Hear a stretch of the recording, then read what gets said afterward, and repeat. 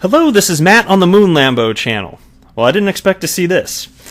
One of the creators of XRP, Ripple's CTO David Schwartz, says, yes, banks can and should hold XRP, but not exactly in the way that you might be thinking. And as we all know, banks are not required to hold XRP to take advantage of the fact that it exists and can be used as a bridge currency. So let me break down the details for you in just a moment here. I'm also going to cover a short story about a ton of XRP moving. Again, I just had a story on this the other day. There's a new one. There's about $100 million worth of XRP moving, so I got another whale alert for you. And also, check this out. Unrelated XRP news. Mastercard is building a team to develop crypto wallets. So I'm going to close out the video with that story. Before we get going, though, if you would please delicately tap the like button, and if you are a fan of Ripple and XRP, go ahead and subscribe to the good old Moon Lambo channel. You know you'll want to hear more of my voice. All right, into the content. This is from dailyhodl.com. Can banks hold XRP? Ripple CTO says financial institutions can avoid regulatory hurdles. Ripple's Chief Technology Officer David Schwartz says he's hoping banks will one day set up separate entities to store XRP. In a series of replies to an inquiry on Twitter, Schwartz explained how Ripple's cross-border payment solution XRapid is designed to give banks and financial institutions a legally compliant way to use XRP. Cryptocurrency exchanges may be used for sourcing liquidity, since they can legally accept fiat currency in exchange for XRP. The cryptocurrency can then be transferred to a corresponding exchange overseas and converted right back to fiat.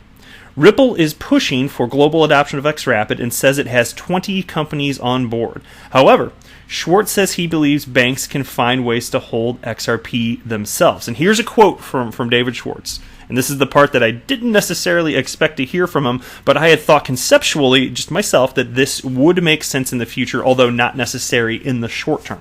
Here's the quote. In the future, I'd like to see banks set up an entity that's not technically a bank, but within their corporate umbrella, to hold their XRP for them.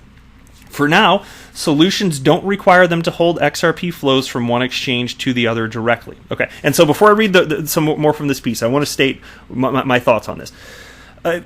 We already know, just to set the table here, banks do not need to hold XRP. As described in the portion that I just read from this piece, we know that the liquidity pools that are exchanges, they're the ones that are actually holding XRP. It gets the banks around that regulatory hurdle. So why would a bank want to hold XRP if they can just avoid it altogether through the utilization of XRP through a cryptocurrency exchange? Well, there can be a benefit to customers. Consider this. And it's almost like we've already shaved off so much of the price for cross-border payments with the implementation of XCard and XRapid that you might be like, we want to get to this degree that I'm about to describe. But I think the answer is yes, long term. Understand that the reason that cryptocurrency exchanges like current partners, Bittrex, Bitso, and Coins.ph, those ones that are XRapid partners, the reason that they want to be associated with that, Ripple's technology XRapid, is because, especially as the demand for XRapid transactions increase, those exchanges as pools of liquidity, they make money on the buying and selling of XRP with every single transaction. So, of course, they're thrilled to be a partner with Ripple, an official XRapid partner in those instances. And I think every exchange long-term is going to want to be an XRapid partner, and they're going to want to offer XRP as a result. Why would you not? If there's demand for these types of payment flows, get your piece of the pie. Make your fees on the buying and selling. Now, if you're a bank, of course, it's great that you don't have to hold XRP to get the advantage. That makes tons of sense in the short term, especially while there isn't a ton of regulatory clarity, not just XRP, but with cryptocurrency in general. But if you look big picture, what is one reason that banks would want to hold XRP themselves? And in this case, just to clarify, again, it would technically be, as David Schwartz is proposing, under an umbrella corporation. But okay, effectively, it'd still be the bank holding it, sort of, like a sister company, if you will. If that's happening, though, understand that they can, as far as the fees that they can offer their customers, it can be even further reduced because there won't be those fees snagged from the cryptocurrency exchanges for the buying and selling. And technically, there's another benefit just popped in my head here. You are counting on for those transactions the middleman. Now, these transactions are super quick. I get it, settle in real time. And ideally, if one of them went down, then if an exchange went down, hopefully you could route through another exchange. But if you're doing it all of yourself, then you don't have to rely on that. You can rely technologically on yourself as another kind of like pro for the reason to do this. I'm still not convinced that something like this is going to happen anytime soon, if ever. I could certainly see it happening in the future, but especially with banks holding it, with the conservative nature of banks, they're not in the business of not so much of speculating on cryptocurrencies at large. There are other entities out there, the cryptocurrencies exchanges, that are happy to hold large quantities of crypto because they're making money on the buying and selling. But that's an entirely different business model. So they're not as worried about whether crypto goes up or down because they believe it has staying power. It doesn't really matter if the value of the crypto they're holding plummets 90% and then it takes years to get back up to where it used to be. It doesn't matter. They're making money on the buying and selling in the meantime. So there are businesses out there for which it makes sense to do this. So what do you think? Is David Schwartz right in his thinking? Do you think that the banks actually will proceed like this? I'd say maybe. I could see some doing it in the future, but let me say this: when it happens, if it happens, it's going to be at a point likely.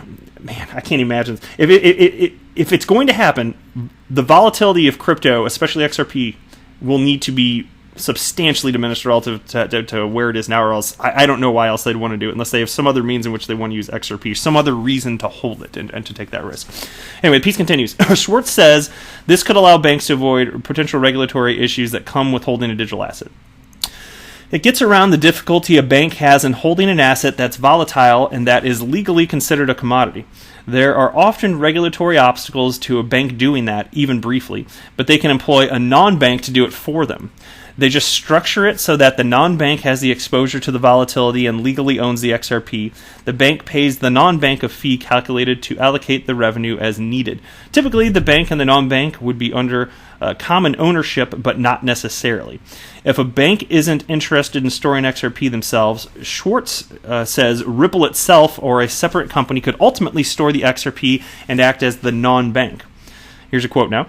The downside of this setup is that you need very high-level buy-in at the bank for them to be willing to jump through all the hoops it takes to set this up. A possible simplification might be for Ripple or another company to act as the non-bank and technically own the XRP, which is fascinating. Okay, on to the next piece here. This from mainbcrypto.com.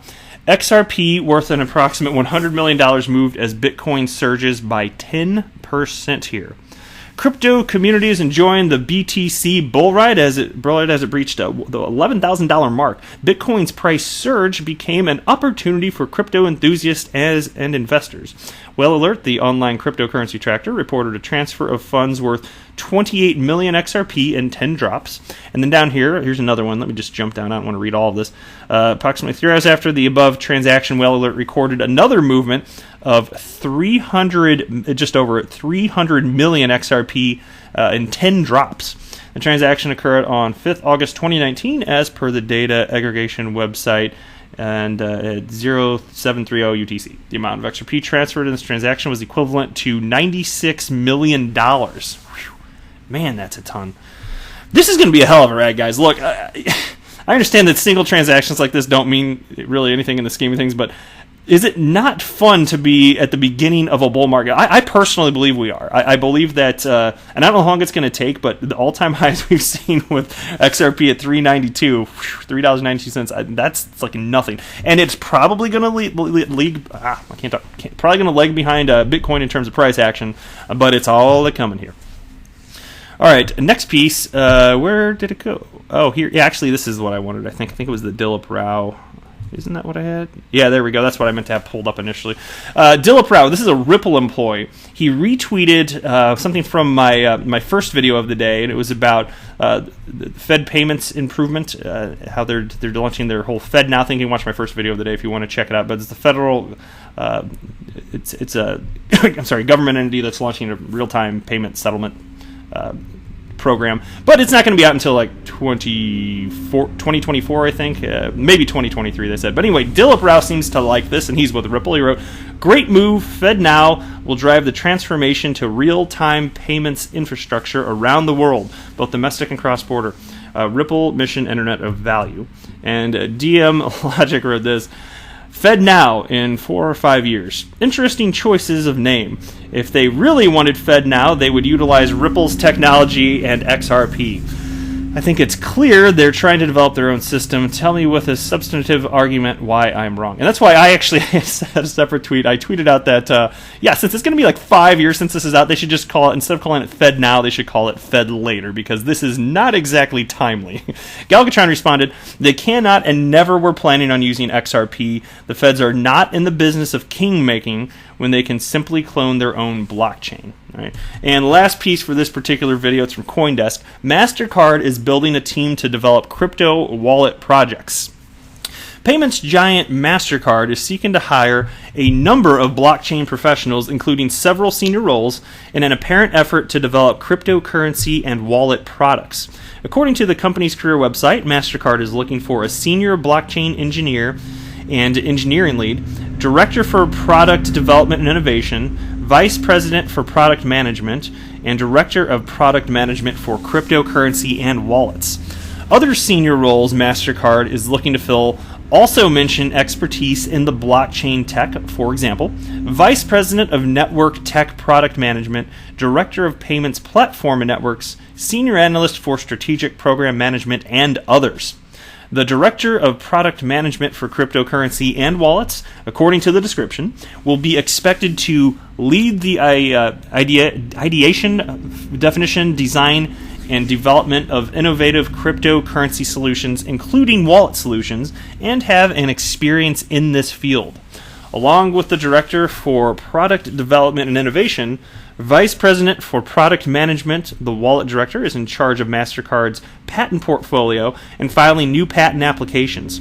Other than that, there are few specifics about the new role, but the job description speaks of the crypto industry quite favorably, asking a potential candidate the following: do you have the courage to look into the eyes of disruptive forces without fear and maneuver them to your advantage? Do you have the desire to work at the cutting-edge intersection of payments and cryptocurrencies? Do you have the ambition to build something which you can narrate to your grandchildren? That's a bold question. Anyway, if the answer is yes, Mastercard is the right place for such a candidate, the description suggests. And so, big reason I wanted to point this out to you is its additional infrastructure creation of the crypto asset class on the way as a result of this. Understand, mega corporations, Mastercard's a big one.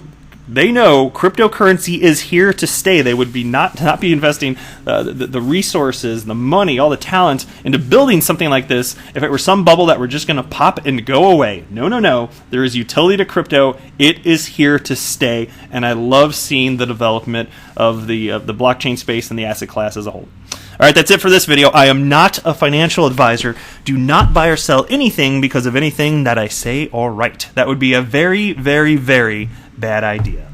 Until next time, to the moon, Lambo!